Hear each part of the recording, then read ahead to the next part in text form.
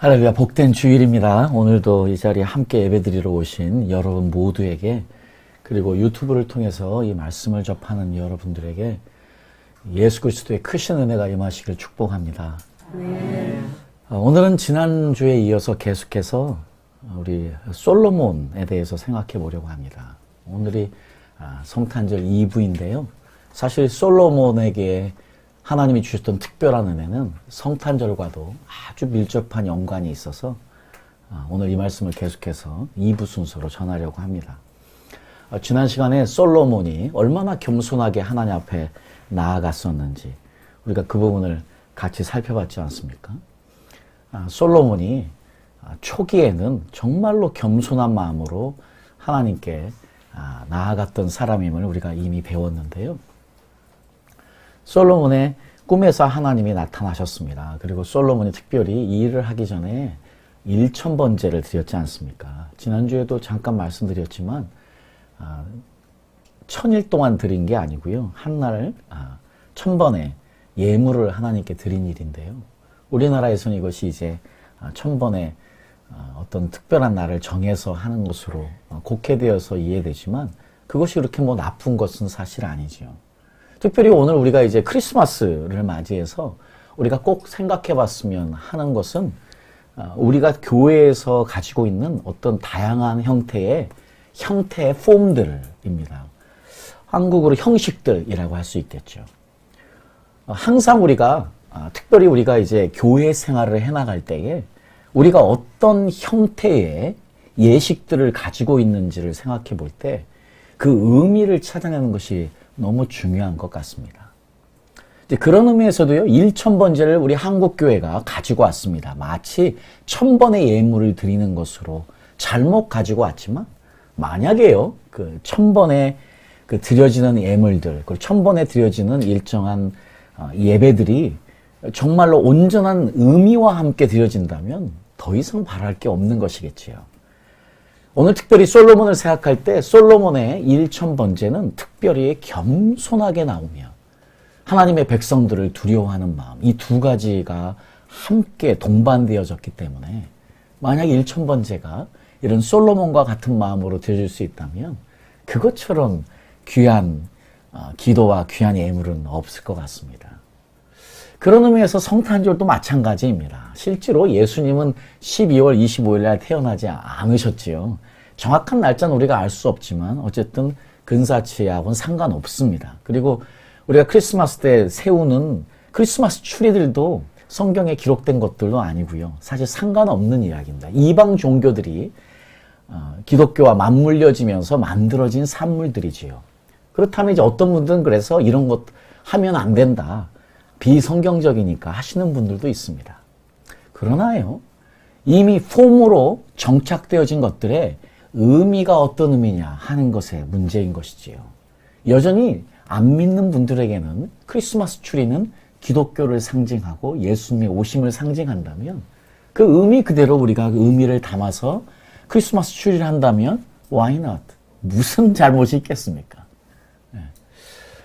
저도 이제 오랜만에 한국에 돌아와서 안타까운 것 중에 하나는 이 한국 사회에 크리스마스 행사가 아예 없어졌다는 것이지요. 그래도 전에는 크리스마스 때 길거리를 다니면 캐롤송도 많이 들을 수 있었고요. 물론 이제 산타와 루돌프 사슴코 같은 전혀 예수님과 상관없는 것들도 함께 축하되어지는 잘못된 시선들도 있지만 그럼에도 불구하고 여전히 크리스마스에 노래들이 들려지고 크리스마스 추리가 세워진다는 것은 그래도 예수님이 그래도 생각나게 하는 어쨌든 형태인 것은 분명한데 그조차도 사라져버리는 한국 사회를 보면서 너무나 안타까운 마음입니다. 마음 같아서는요, 이제 한국에는 다시 한번 우리 믿는 사람들만이라도 우리 교회들만이라도 크리스마스가 다가오면 아주 열심히 데코레이션하고 아주 열심히 축선탄이라고 써놓고 하는 이런 운동이 필요하지 않을까 생각해 봅니다. 적어도 그리스도인들이 주인으로 있는 가게들이나 모든 비즈니스들은 열심히 크리스마스를 맞아서 열심히 크리스마스를 셀러브레이션 하는 것처럼 장식을 하는 것도 이제는 나쁘지 않은 아주 좋은 방법이라고 저는 생각을 해봅니다. 우리 예수님에게 한국에서의 크리스마스는 좀 외로운 시간일 것 같습니다. 별로 상관들을 하지 않아서요. 그렇습니다. 어쨌든 이런 아름다운 의미를 가지고 일천번제를 드리는 솔로몬은요, 응답을 받았습니다. 정말 겸손한 마음으로 I am only a little child. 나는 정말 왕으로 하나님 앞에 나온 것이 아니고 작은 아이에 불과합니다. 나를 도와주십시오. 하나님의 그 위대한 백성들을 내가 어떻게 섬길 수 있겠습니까? 하고 겸손하게 하나님 앞에 아뢰일 때에 솔로몬이 하나님께 부탁드린 것이 있습니다. 하나님, 내게 어떤 것을 주셔야만 하겠습니까? 바로 지혜로운 마음입니다. 누가 주의 이 많은 백성들을 재판할 수 있사오리까? 지혜로운 마음을 종에게 주사 주의 백성을 재판하여 선악을 분별하게 하옵소서. 솔로몬이 구한 것은 지혜로운 마음이었습니다. 영어로는 이걸 discerning heart라고 그래서요. 한국말로 사실은 표현해내기가 그렇게 쉽지는 않습니다. 그렇다고 해서 지혜로운 마음이 정확하게 풀어서 해석해 놓은 것도 아니기 때문에요. 오히려 이 부분만큼은 원문을 한번 봤으면 좋겠습니다. 원래 여기에서 쓰인 단어가 두 가지가 있는데요. 레브 쇼메아라는 두 단어입니다. 그래서 이제 레브 쇼메아라는 단어는 듣다는 뜻이에요. 레브는 마음이고요. 그러니까 지금 듣는 마음, 정확하게 그냥 원본대로 해석을 하면 솔로몬이 하나님께 요청한 것은요, 지혜로운 마음보다는 듣는 마음이라고 표현하는 것이 더 정확한 표현 같은데 왜 굳이 지혜라는 표현을 써서 의미를 퇴색시켰는지는 잘 모르겠습니다. 물론 그것이 통칭하는 것은 사실입니다. 그러나 솔로몬은 분명히 들을 마음을 주십시오. 이것이 솔로몬의 요청이었습니다. 하나님은 이것을 너무나 기쁘게 여기신 것 같습니다. 다른 그 어떤 요청보다도요, 들을 수 있는 마음을 주십시오 하는 이것이 하나님을 기쁘시게 했다고 분명히 성경은 기록하고 있지 않습니까? 아마 솔로몬은 두 가지를 분명히 생각한 것 같습니다. 하나님, 내가 어떻게 이 위대한 하나님의 백성들을 섬길 수 있겠습니까? 제가 하나님의 말씀을 들을 귀가 없다면, 들을 마음이 없다면 불가능한 일입니다. 내가 백성들의 소리를 들을 귀가 없다면 불가능한 일입니다. 결국 솔로몬이 이야기한 듣는 마음은 하나님의 음성을 듣는 마음, 백성들의 소리를 듣는 이 두 가지 마음을 의미하지 않았나 생각을 해봅니다. 사실 듣는다는 것이 리더십에서도 너무 중요하지요. 들을 귀가 없는 사람들은 한마디로 말하면 독재자가 되기도 쉽고요. 사실 들을 마음을 갖는 것, 하나님의 음성을 듣는 것뿐만이 아니고 가까운 사랑하는 사람들의 충고와 또 권면을 들을 수 있는 마음을 갖는 것은 우리의 성장의 귀한 원동력이 되기 때문이죠. 그리고 듣는 마음을 가지게 되면 감사하는 마음도 또 배우는 마음도 함께 가지는 것이기 때문에 듣는 마음은 우리에게 너무나 중요한 것 같은데 어쨌든 솔로몬이 이것을 구할 때에 이 말씀이 주의 마음에 맞았다고 합니다. 우리가 지혜라는 말로 이것을 통칭해버리면 이 느낌이 살지 않기 때문에 저는 여러분들이 그냥 있는 원본 그대로 이해했으면 좋겠습니다. 레브 쇼메야, 듣는 마음. 자, 만약 하나님께서 여러분 꿈에 나타나서 내가 너에게 무엇 해주기를 원하느냐 물으신다면 여러분은 답변이 준비되어 계십니까? 적어도 솔로몬은 이것을 구함으로 하나님의 마음에 맞고 하나님을 기쁘시게 했던 사람이었습니다. 그래서 하나님께서요, 솔로몬에게 특별한 것을 주셨습니다. 하나님이 이렇게 말씀하세요. 내가 네 말대로 내게 지혜롭고 총명한 마음을 주노니 너의 전에도 너와 같은 자가 없었거니와 너의 후에도 너와 같은 자가 일어남이 없으리라. 내가 또 너의 구하지 아니한 부와 영광도 내게 주노니 내 평생의 열왕 중에 너와 같은 자가 없을 것이라. 혹시나 저희 중에요, 이 뒤에 부와 영광에 꽂혀서 나도 솔로몬처럼 듣는 마음을 주십시오 한다면 뭐가 바뀌었습니까? 폼은 가졌습니다. 뭐가 틀려졌습니까? 미닝이 바뀌었습니다. 그래서 제가 이제 어제 지난주에 강조했던 것은 솔로몬이 가졌던 그 겸손한 마음, 겸손한 자세와 하나님이 맡겨주신 백성들을 위대한 하나님의 사람들이라고 표현하는 그 겸손한 마음, 그것이 무엇보다 우리에게 필요한 것이겠죠. 자, 그렇다면 저희들이요, 하나님께서 지혜롭고 총명한 마음을 주겠다고, 그래, 솔로몬이 듣는 마음을 주십시오 했을 때요, 하나님이 주신 것이 구체적으로 3가지인 것을 우리가 알아야만 되겠습니다. 분명히 하나님은 솔로몬에게 응답하셨습니다. 그런데요, 듣는 마음을 주신 게 아니었습니다. 그 다음의 표현은요, 듣는 마음이 어떻게 3가지로 구별되어져서 솔로몬에게 주어졌냐면 바로 열왕기상 4장 29절 말씀이 그것을 이야기해주고 있습니다. 하나님이 솔로몬에게 지혜와 총명을 심히 많이 주시고 또 넓은 마음을 주시되 바닷가에 모래같이 하시니. 지금 솔로몬은요, 나에게 듣는 마음을 주십시오 기도했는데 하나님의 응답이 3가지로 내려왔습니다. 지혜, 총명, 또 넓은 마음. 이런 비슷한 축복을 누린 사람이 성경에 또 나오는데요. 혹시 누군지 여러분 아십니까? 여러분 바로 다니엘입니다. 이 벨사살 왕이요, 다니엘에게 이렇게 이야기합니다. 내가 내게 대하여 들은즉 내 안에는 신들의 영이 있으므로 내가 명철과 총명과 비상한 지혜가 있다 하도다. 이게 영어로 보면은요, Spirit of the gods is in you that you have insight, intelligence and outstanding wisdom. 정확하게 솔로몬이 가졌던 3가지를 벨사살 왕이, 하나님을 모르는 벨사살 왕이 다니엘을 이렇게 칭찬하는 모습을 보게 됩니다. 그래서 이것이 솔로몬만 누렸던 것이 아니죠. 자, 중요한 것은요, 그러면 저희들이 이 지혜란 무엇인지. 아까 말씀드린 대로 지금 하나님은 솔로몬의 요청에 응답해서 열린 마음을 주셨는데, 듣는 마음을 주셨는데, 첫 번째가 지혜, wisdom이라는 것입니다.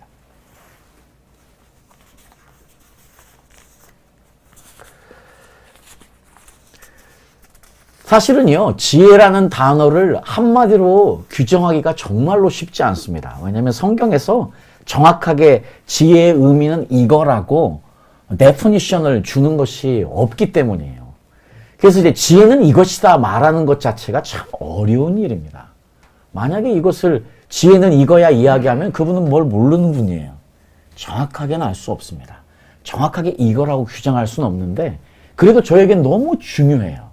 정확하게 규정할 수 없지만 이게 정말로 중요하게 예수님까지 내려오며 성령님으로까지 이어지며 우리에게 관계 있는 너무 중요한 단어이기 때문입니다. 어쨌든 성경은요, 계속해서 지혜를 언급할 때마다 하나님과의 관계에서 이루어지는 것, 오는 것임을 밀접하게 연관되어 있음을 이야기합니다. 자, 이거 지혜를요, 뭐 통찰력이니 판단력이니 아니면 의사결정, 뭐 이런 식으로도 이해할 수 있겠지만은요, 지혜를 이거라고 한마디로 규정하기가 쉽지는 않지만 저희들은 분명히 이것을 구해야만 합니다. 자, 지혜는 이제 우리가 특별히 영어 성경에 봐도요, 특별할 차이가 없죠. 그냥 wisdom이라고 표현되어 있습니다. 뭐 히브리어로 호크마라고 우리가 잘 알고 있는 단어이지요. 첫 번째로 우리가 꼭 알아야 되는 것은요, 이 지혜는 하나님께 속해 있다는 것입니다. 그 지혜는 하나님께 속해 있는 것이고 이것은 우리에게 주어진다는 것이기 때문에요. 우리가 정확한 의미를 정확하게 이해할 수는 없지만 여전히 우리는 이 지혜가 필요하다는 것이고 이 지혜가 하나님께 속해 있는데 그러니까 당연히요. 예수님이 이 땅에 태어나실 때요. 지혜가 충만했다고 이야기합니다. 누가복음 2장 40절에 아기가 자라며 강하여지고 지혜가 충족하며 하나님의 은혜가 그 위에 있더라. 자, 예수님은 이미 지혜가 충만해서 태어나신 분이셨어요. 그러니까 이제 회당에서 가르치실 때 그 예수님이 어떻게 이런 지혜와 기적을 행할 수 있느냐 하고 놀라는 장면도 나오지요. 어쨌든 지혜가 충만하셨던 예수님, 여기 그치지 않아요. 사도 바울은요, 정확하게 예수님을 알았습니다. 그래서 사도 바울이요, 고린도전서 1장 30절에 이렇게 이야기합니다. 너희는 하나님께로부터 나서 그리스도 예수 안에 있고 예수는 하나님께로서 나와서 우리에게 지혜와 의로움과 거룩함과 구속함이 되셨다. 그러니까 예수님이요, 우리의 지혜 되셨어요. 예수님은 지혜예요. 예수님은 의로움이에요. 예수님은 거룩함이에요. 예수님은 구속함이에요. 렘션. 이게 예수님 자체이신 거예요. 그러니까 예수님은 그냥 지혜로 충만하신 분이 아니었고요. 예수님은 지혜 자체셨어요. 의로움 자체셨어요. 거룩 자체셨어요. 구원 그 자체셨어요. 사도 바울이요, 예수님은 지혜다 이야기하면서 예수님의 마음을 이렇게 계속해서 에베소서 1장 8절에 표현하고 있어요. 우리가 그리스도 안에서 이는 그가 모든 지혜와 총명으로 우리에게 넘치게 하사. 지금 예수님이 원하시는 것은 예수님 그 지혜와 총명으로 우리가 넘치시기를 원하신다는 것이죠. 네, 네. 우리는 지혜로운 사람이 돼야만 합니다. 예수의 사람은 지혜로운 사람입니다. 왜냐하면 예수님이 지혜로 우리에게 임하시기 때문인 것이지요. 자, 그래서 저희들이 이제 성경에서 그러면 지혜는 어떻게 얻을 수 있는가를요, 특별히 잠언서, 솔로몬은 이제 지혜를 받았던 사람이니까 이 솔로몬이 이렇게 세 가지로 정리를 해주고 있어요. 그래서 요것만 좀 말씀드리면 첫 번째가 이거예요. 잠언서 11장 2절에 교만이 오면 욕도 오거니와 겸손한 자에게는 지혜가 있느니라. 이미 지난 시간에 제가 솔로몬의 겸손한 자세를 말씀드렸습니다. 실제로요, 1000번제가 중요한 것이 아니었어요. 1000번제 폼에 꽂히면 안 됩니다. 더 중요한 건 미닝에 꽂혀야 합니다. 그 미닝은 뭐였습니까? 겸손하게 하나님께 나올 수 있었던 솔로몬. 그것이 더 중요한 것이었지요. 그 솔로몬에게 지혜가 임했습니다. 그래서 솔로몬은 알았어요. 겸손한 자는 지혜를 얻는다. 솔로몬은요, 또 잠언서 12장 15절에 이렇게 또 이야기합니다. 미련한 자는 자기 행위를 바른 줄로 여기나 지혜로운 자는 권고를 듣느니라. 여러분, 지금 솔로몬은 이미 하나님께 무엇이 필요한지, 하나님께서 맡겨주신 하나님의 그 위대한 백성들을 이끌기 위해서, 하나님의 뜻을 이루기 위해서 무엇이 필요한지 알았습니다. 그래서 듣는 마음을 달라고 기도했습니다. 자, 그런데 솔로몬은 즉각적으로 지혜로운 자는 권고를 듣는답니다. 들을 귀가 있는 사람이 지혜로운 사람이라고 이야기하는 것이지요. 자, 그러면서 솔로몬이 계속해서요, 이 지혜를 또 이렇게 연관시키세요. 여호와를 경외하는 것이 지식의 근본이거든요. 우리 이게 너무 잘 아는 말씀입니다.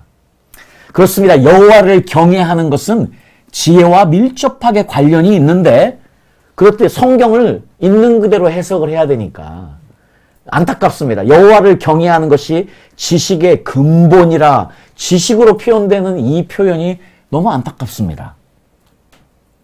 왜냐하면 우리가 지식이라고 표현을 하면 마치 이것이 information, knowledge, 물론 knowledge예요.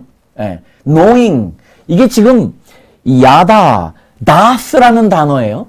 이게 그래서 knowledge or knowing 이 단어를 이제 영어로 이렇게 해석이 되는데, 이것을 그냥 한글로 해석을 하다 보니까 지식이라고 표현해서 의미가 절감이 돼버렸어요. 지식은 아니에요. 지식보다도 더 좋은 표현은 아름인 것 같아요. 사실은 지식이라고 하면 그것은 인포메이션적인 의미가 너무 강해서 인포메이션을 많이 가진 사람을 의미할 수 있는데 결단코 그것이 아니기 때문이에요. 여기서 이야기하는 이것은 doth는 knowing이에요. 사실 그래서 knowing으로, 영어 성경도 knowing으로 하나님을 아는 것, 구체적으로 하나님을 아는 것, 여호와를 경외하는 것이 하나님을 아는 것의 시작이다 하는 것이에요. 지금요 솔로몬은요 지혜 이야기 하는데 지혜와 상관없이 여호와를 경외하는 것 그리고 하나님을 아는 것 이렇게 이야기해요. 이제 그 단어가 야다라는 표현에서 온 다스거든요. 자, 그래서 한국말의 표현도 정확하게 이야기하면 아름이라고 쓰는 게 더 좋았겠다 싶어요. 그래서 여호와를 경외하는 것은 하나님을 알매의 시작이다. 이렇게 쓰면 얼마나 좋았겠습니까? 그래서 아름이라는 우리말에 좋은 표현이 있더라고요. 네.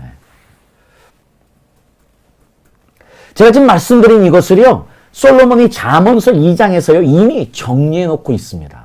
여기서도 보면은요. 내 귀를 지혜에 기울이며 내 마음을 명철에 두며 지식을 불러 구하며 명철을 얻으려고 소리를 높이며 은을 구하는 것 같이 그것을 구하며 감추인 보배를 찾는 것 같이 그것을 찾으면 여호와를 경외하기를 깨달으며 하나님을 알게 되리니 대저 여호와는 지혜를 주시며 지식과 명철을 그 입에서 내심이며. 자, 여러분 지금 한국 성경에는 지혜, 명철, 총명 이렇게 나오니까요. 이 의미가 정확하게 구분이 안 돼서 뜻이 같은 뜻으로 이해하지만 사실은 굉장히 다른 표현이에요. 그런데 이제 오늘 중요한 건 이 말씀에서 지금 솔로몬은요. 정확하게 여호와를 경외하는 것, 하나님을 아는 것, 지혜, 깊은 통찰력, 넓은 마음 이것이 함께 간다는 것을 제가 설명드리려고 한 것이에요. 영어로 보면 이게 정확해집니다. insight, understanding, wisdom, knowledge and understanding 이 다 포함되어 있어요. 그래서 뗄래야 뗄 수 없습니다. 사실 오늘 제가 이제 이 지혜를 가지고도 오늘 시간이 충분하게 필요한 시간인데 제가 지혜만 설교하고 끝나버리면 안 돼서 제가 끝까지 가야 돼요. 왜냐면 끝까지 가야 이게 통합된 의미를 우리가 느낌을 가질 수 있기 때문에 어쩔 수 없이 조금 시간을 더 써서 제가 빨리빨리 하겠습니다. 안 끝낼 수가 없어요.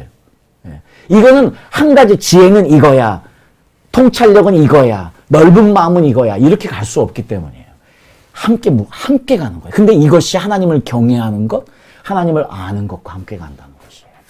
사실 하나님을 안다는 것, 하나님을 경외하는 것, 제가 이미 그 전에 이런저런 여러 가지 방법으로 말씀을 드렸는데 또 한 번 기회가 되면 이 부분을 더 설명드렸으면 너무 좋겠습니다.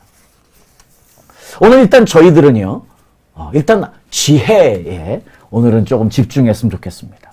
그런데 특별히요, 에베소 1장 17절의 사도 바울이요, 이렇게 이야기합니다. 우리 주 예수 그리스도의 하나님 영광의 아버지께서 지혜와 계시의 영을 너희에게 주사 하나님을 알게 하시고. 지금 사도 바울이 지금 성령, 하나님의 영을 이야기하는데 지혜의 영이랍니다. 하나님을 알기 위해서는 지혜의 영이 임해야 되는 거예요. 그러니까 지금 저희들은 이 땅에 살아갈 때 하나님을 경외하는 것, 하나님을 알아가는 것, 이거 빼면 우리 시체입니다. 우리 이 땅에 신앙생활 때 하나님을 경외하는 것이 무슨 의미인지를 모르면 우리 시체되는 거예요. 하나님을 알아가는 것을 모르면 우리는 전부 다 지금 시간 낭비하는 비그리스도인으로 살 수밖에 없는 거예요. 하나님을 아는 것과 경외는 우리 신앙생활에 절대적인 위치를 차지하는 것들이에요. 그런데 이것이 뭐와 관련이 있다고요? 지혜, 통찰력, 넓은 마음. 솔로몬이 가졌던 이 세 가지와 뗄래야 뗄 수 없는 관계라는 것입니다.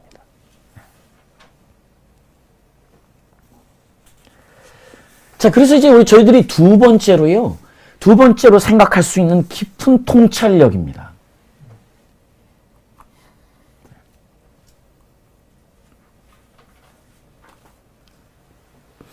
지금 지혜의 영. 자, 이미 성령이 지혜의 영인데요. 거기로 끝나지 않아요. 지금 성령은요, 또 어떤 역할을 감당하냐면, 지금 솔로몬이 가졌던 두 번째, very great insight, 깊은 통찰력. 이것이 사실은 very great insight라고 NIV는 표현하고 있거든요. 아주 큰 통찰력. 깊은 통찰력을 솔로몬이 누렸다고, 가졌다고 이야기를 합니다.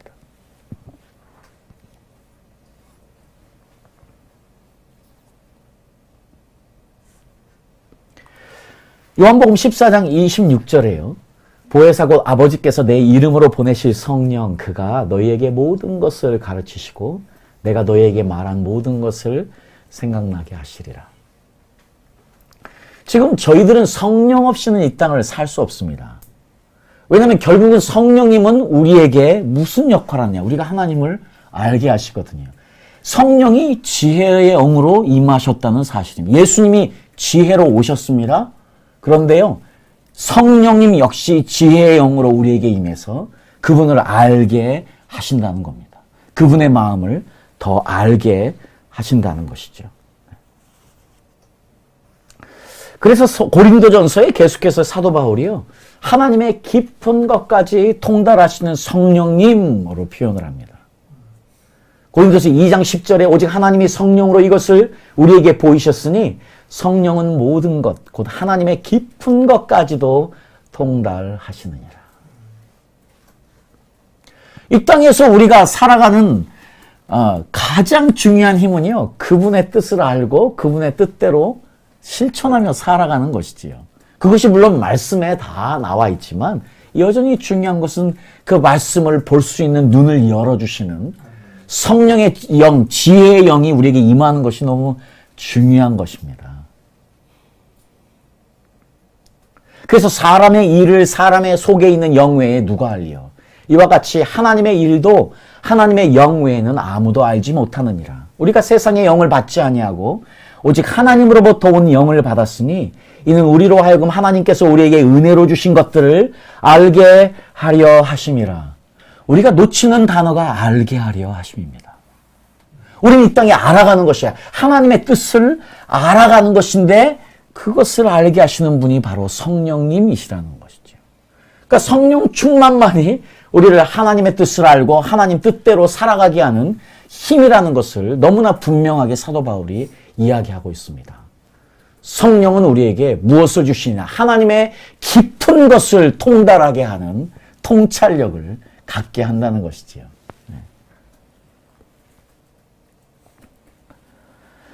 우리가 흔히 통찰력을 이야기할 때요, 흔히 우리가 이렇게 이야기합니다. 어떤 사건의 핵심을 분명하게 간파하는 것, 그렇게 이야기를 합니다.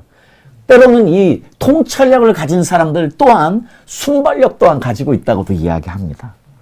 자, 그래서요, 이사 왓슨이라는 분이 이런 이야기를 하더라고요. 통찰이란 표면 아래 숨어있는 진실을 살펴보는 것. 통찰이라는 것이 감춰진 진실을 살펴보는 것. 표면 아래 숨겨져 있는 진실을 살펴보는 것이라고 이야기하고 있습니다. 그렇지 않습니까? 우리가 이 땅을 살아갈 때 우리가 정확하게 해석해내야 되는 일들이 너무 많습니다. 때로는 그 해석해내는 것이 부족해서 우리가 올바른 판단을 하지 못하고 올바른 결정을 하지 못하는 때가 얼마나 많습니까? 사실 우리가 성령을 의지하며 살게 될 때 성령님은 우리에게 정확한 인사이트를 주셔서 통찰력을 주셔서 정확하게 본질을 파악하고 문제를 파악하고 그래서 정확한 결정과 해답을 얻을 수 있는 그 역할을 하시는 분이 바로 성령님이라고 생각을 하는데, 놀랍게도요, 솔로몬이 바로 두 번째로 가진 것은 very deep insight, 깊은 통찰력이었다는 것입니다. 분명히 요셉은요, 이 하나님의 통찰력으로 충만했던 분이었던 것 같습니다. 요셉은 분명히 흐름을 읽었습니다. 자, 그래서 이집트의 사람들을 먹여 살렸지 않습니까?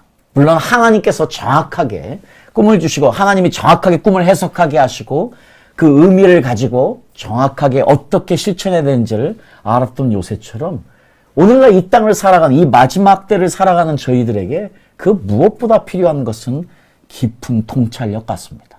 세상을 읽는 통찰력, 세상을 이해하는 통찰력, 시대를 읽는 통찰력, 그리고 시대를 읽으며 하나님의 뜻을 선포하는 통찰력. 이것이 기독교의 지도자들에게 그 무엇보다 필요한 때에 저희들이 살고 있는 것 같습니다. 이 마지막 때에 어떤 세상으로 이 세상이 흘러가고 있는지를 정확하게 파악하고 하나님의 뜻을 전달해서 성도들을 깨우는 역할 또한 지도자들의 역할이기 때문에 우리는 정말로요 very deep insight, very great insight 이것을 꼭 저희들도 구해야 될 줄 믿습니다. 솔로몬의 지혜는 여기서 끝나지 않습니다. 그런데요 말씀드린 것처럼요 지금 인사이트와 지혜는 함께 갑니다. 따로 떼어서 설명되는 것이 아닙니다. 항상 지금 잠언서의 솔로몬은 같이 지혜를 이야기합니다. 그런데 이것이요 한국 성경에는 지혜, 명철, 총명 이렇게 표현해 놓으니까 이게 다 비슷비슷한 의미 같아요. 그렇지 않아요. 지혜는 따로 있고요. 깊은 통찰력도 따로 있고요. 그 다음에 세 번째로 저희가 볼 넓은 마음도 따로 있습니다. The breadth of understanding. 그런데 따로 있는데 함께 간다는 사실입니다. 이게 지금 솔로몬이 가진 건 넓은 마음이라고 표현되어 있어요. breadth of understanding. 그런데 여기에 구체적인 표현이 있습니다. 바닷가의 모래알 같이. 정확하게 해석해 놓으면 바닷가의 모래처럼 셀 수 없는 넓은 마음.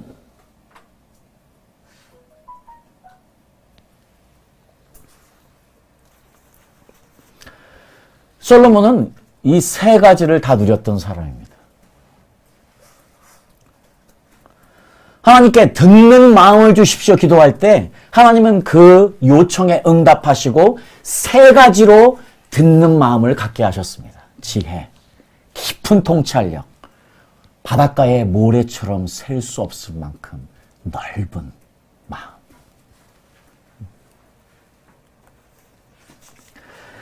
아까 말씀드린 것처럼요, 이미 예수님은 이 땅에 지혜로 오셨습니다. 자, 그런데요, 잠언서는 계속해서 이렇게 이야기합니다. 여호와를 경외하는 것이 지혜의 근본이요, 거룩하신 자를 아는 것이 명철이다. understanding이에요. The breadth of understanding. 명철은 뭡니까? 넓은 마음이에요. 이렇게 표현하는 것이 더 정확해요. 그래야 느낌을 가지고 알 수 있어요. 지혜, 명철, 총명은 다 같은 무리 같아요. 아니에요. 같은 무리인데 틀려요. 그런데 함께 가요. 뗄래야 뗄 수 없어요. 그런데 중요한 것은 거룩한 자를 아는 것입니다. 아는 것이에요.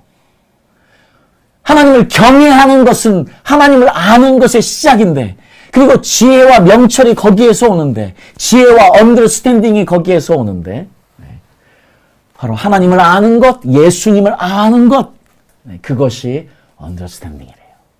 구약적인 답을 하면 하나님을 아는 것이 넓은 마음을 갖는 시작이에요. 이걸 신약으로 표현하면요, 예수님을 아는 것이 넓은 마음을 갖는 시작인 거죠. 그래서 예수님께서요, 모든 지혜와 총명으로 우리에게 넘치게 하사, 에베소 1장 8절에 모든 지혜와 총명으로 이야기할 때요, 총명이 아니고 with all wisdom and understanding이에요. 넓은 마음이에요. 그러니까 지혜와 넓은 마음이에요.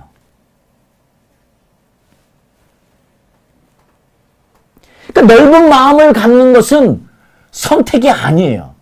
기독교인들은 넓은 마음을 가져야만 해요. 기독교인은 속이 좁으면 절대 안 돼요. 속이 좁다는 건 내 자아가 죽지 않고 여전히 살아있다는 것이고, 그것은 예수님과 온전한 여행을 하지 않았다는 거예요. 자기 부정의 여행을 예수님과 하지 않아서 여전히 속이 좁아 터진 사람으로 남아있게 되는 거예요. 그럴 수 없어요. 예수님이 지혜신데, 예수님이 그 자체가 넓은 마음이신데, 예수가 내 안에 들어오면, 예수의 영이 내 안에 작동하면 나는 지혜로운 자가 되고 넓은 마음을 가진 사람이 오토매티컬리 되는 거예요. 그래서요, 고린도 후서에 사도 바울이 고린도 교회를 향해서, 그 치고받고 싸우는 고린도 교회를 향해서, 서로 지 잘났다고 치고받고 싸우는 고린도 교인들을 향해서 이렇게 이야기합니다. 고린도인들이여, 너희를 향하여 우리의 입이 열리고 우리의 마음이 넓었으니 너희가 우리 안에서 좁아진 것이 아니라 오직 너희 심정에서 좁아진 것이니라. 내가 자녀에게 말하듯 하노니 보답하는 양으로 너희도 마음을 넓히라. 넓은 마음을 가지래요. 지금 한국 성경의 표현들이 지혜, 총명, 명철로 해석이 되어 있어서 이 의미가 잘못 와전된 것이 너무 안타깝습니다. 그냥 솔로몬이 가졌던 세 가지 그대로 우리는 이해하면 좋을 것 같습니다. 지혜, 깊은 통찰력, 모래처럼 바닷가의 모래처럼 셀 수 없는 넓은 마음. 그런데 사도 바울이요, 이것을 이렇게 빌립보서 2장 1절 8절에 넓은 마음을 갖는 것, 그것을 아마 이렇게 표현해 놨습니다. 너희 안에 이 마음을 품으라. 곧 그리스도 예수의 마음이니. 지금 예수님께서 이 땅에 오신 사건은요, 십자가에 죽으시기 위하신 것이죠. 근데 십자가에 죽기 위해서, 이 땅에 오시기 위해서 예수님이 하신 일은 신이신 예수님이 인간이 되었다는 사실 아니겠습니까? 신이신 예수님이 저희와 같은 인간이 되셨습니다. 신이신 예수님이 저희 같은 인간이 되신 것을 사도 바울은 그리스도 예수의 마음이라고 표현합니다. 그러니 우리가 이 땅에서요, 예수님의 마음을 가질 수만 있다면 용납하지 못할 사람이 누가 있겠습니까? 용서하지 못할 사람이 누가 있겠습니까? 사랑하지 못할 사람이 누가 있겠습니까?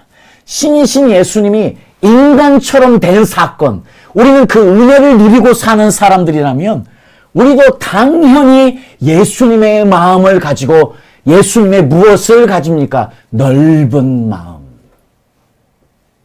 모래알처럼 셀 수 없는. 그래서 십자가를요, 우리가 십자가를 The word of reconciliation이라고 하지 않습니까? 왜냐하면 예수님께서 십자가에서 인간을 껴안으셨습니다.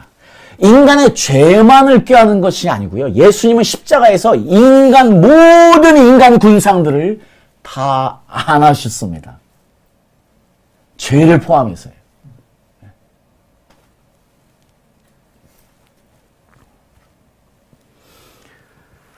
자, 예수님께 십자가에서 우리를 위해서 죽으시면서 하나님 아버지와 이 인간을 품으시고, 인간의 모든 죄를 품으시고 하나님 아버지와 저희들을 화해시키신 것처럼요, 우리가 해야 될 일은 하나뿐인 것이지요. 십자가 앞에 나아가는 것입니다. 성탄절은요, 인간이 되어서 인간을 품으신 예수님의 넓은 마음을 소유하는 날이라고 생각을 합니다. 오늘 저희들이 이 땅에 오신 예수님을 기념하며 신이신 예수님이 우리처럼 되었다. 그것이 예수님의 마음이다. 그렇다면 오늘 저희들은요, 그 어떤 미워하는 사람들도, 그 어떤 용서하지 못하는 사람들도, 그 어떤 품지 못하는 사람들도 다 품어야 하는 날입니다. 그것이 그분의 오심을 기쁘게 하고 그분의 오심을 의미 있게 하는 것이지요. 성탄절은 바로 이 예수님의 넓은 마음을 소유함으로 그분을 기쁘시게 하는 날임을 믿습니다. 아멘. 그렇습니다. 솔로몬이요, 가졌던 세 가지를 정리하면은요, 너무 놀랍습니다. 지혜를 가졌습니다. 근데 지혜는요, 하나님 아버지를 경외함으로 시작이 된다고 이야기합니다. 그렇다면 지혜는 성부 하나님과 밀접하게 관련되어져 있습니다. 알죠? 이미 저희들은 선포했습니다. 말씀으로 지혜는 하나님께 속해 있다. 그러니 하나님으로부터 온 예수님이 지혜로 이 땅에 오신 것이 너무 당연한 일이지요. 그런데 우리 성령 하나님은 이 모든 것을, 하나님의 마음을 알게 하시고 통달하게 하시는 깊은 통찰력을 주시는 분임을 우리가 압니다. 그리고 성자 예수님, 십자가에서 우리의 모든 인간의 군상들을 다 껴안고 죽으신 것처럼 십자가의 도는 그분의 마음을 갖는 것이지요. 그것이 넓은 마음입니다. 놀랍게도요, 솔로몬이 경험했던 이 세 가지는 바로 삼위일체 하나님을 경험한 것 아니겠습니까? 그래서 놀라운 거예요. 삼위일체 하나님은 각자 다릅니다. 그런데 한 분이십니다. 이런 것처럼요, 솔로몬이 가졌던 이 세 가지는 다른 것 같은데 하나입니다. 함께 굴러가는 힘입니다. 함께 가는 것이에요. 이것들을 우리는 다 경험해야 합니다. 삼위일체 하나님을 경험한다는 바로 솔로몬이 경험한 것처럼 하나님 아버지가 주시는 예수님이 주시는 지혜, 깊은 통찰력, 넓은 마음을 함께 누리는 것입니다. 솔로몬은 이 세 가지를 누렸습니다. 그런데 이 놀라운 것을 경험한 솔로몬조차도요, 덤으로 주셨던 부와 권력 앞에서 허무하게 무너져 버렸습니다. 이 솔로몬의 놀라운 하나님이 주신 특별한 것들이 부와 권력 앞에 결국은 실패자로 남게 되었습니다. 구원은 받았을지 모르지만 솔로몬의 인생은 아름답지 못했습니다. 여러분, 그렇습니다. 우리는 오늘 솔로몬으로부터 너무나 귀한 것을 배웁니다. 우리도 솔로몬이 누렸던 것처럼 성령 안에서 이 모든 것을 다 누릴 수 있습니다. 예수 안에서 이것을 다 누릴 수 있습니다. 삼위일체 하나님을 경험하는 것은 결국 이것을 다 경험하는 것이고요. 그러나 이것을 경험했다고 해도 부와 권력 앞에 우리도 여전히 솔로몬처럼 망할 수 있다는 사실을 또한 명심해야만 하겠습니다. 그래서 오늘 성탄절 저희들 다시 오신 예수님, 이 땅에 오신 예수님을 축하하면서 그 무엇보다도 예수님이 가졌던 그 넓은 마음을 소유할 수 있다면 오늘 예수님을 기쁘시게 하는 날이 될 줄 믿습니다. 오늘 내일 저희 모두 기도하며 계속 주님께 집중하십시오. 주님, 예수님의 넓은 마음을 주십시오. 성령님 깊은 통찰력을 주십시오. 하나님 아버지, 나에게 지혜를 주십시오. 이것이 여러분과 저의 기도 제목이 되어서 주님 오시는 그날까지 이 세 가지 다 누리며 승리하는 저희들 될 수 있기를 예수님의 이름으로 축복합니다. 아멘.